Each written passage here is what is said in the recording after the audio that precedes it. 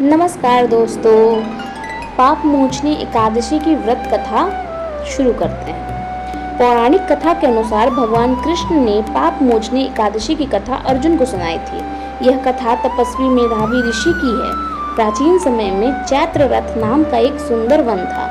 उस वन में हमेशा वसंत ऋतु का आनंद रहता था और तरह तरह के फूल खिले रहते थे। उसी वन में मेधावी नाम के एक ऋषि तपस्या किया करते थे।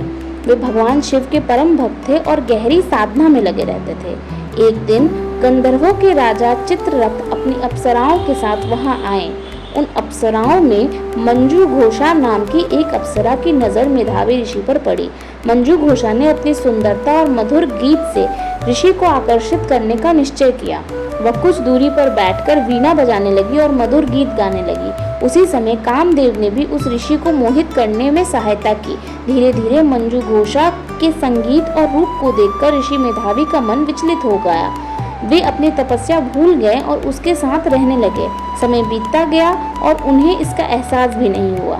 काफी समय बाद जब मंजू घोषा ने स्वर्ग लौटने की अनुमति मांगी, तब ऋषि को पता चला कि 57 वर्ष बीत चुके हैं। यह जानकर उन्हें बहुत क्रोध आया। उन्होंने गुस्से में आकर मंजू घोषा को श्राप दे दिया बन जाए कि वह पिशाचिनी। श्राप सुनकर मंजू घोषा बहुत दुखी हो गई और ऋषि से क्षमा मांगने लगी। उसने विनती की कि उसे इस श्राप से मुक्त होने का कोई उपाय बताए।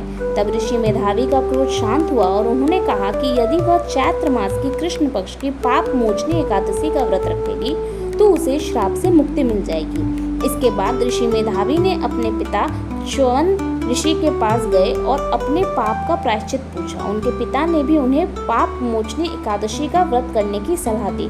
दोनों ने श्रद्धा और नियम के साथ इस एकादशी का व्रत किया।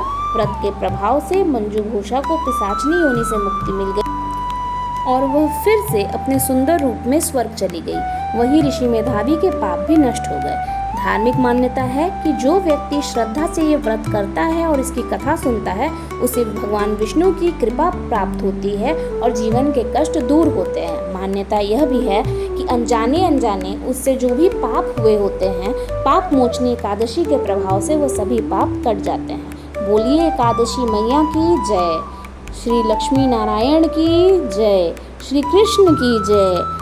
धर्म की जीत हो, अधर्म का नाश हो। नमस्कार। Please like, share and subscribe.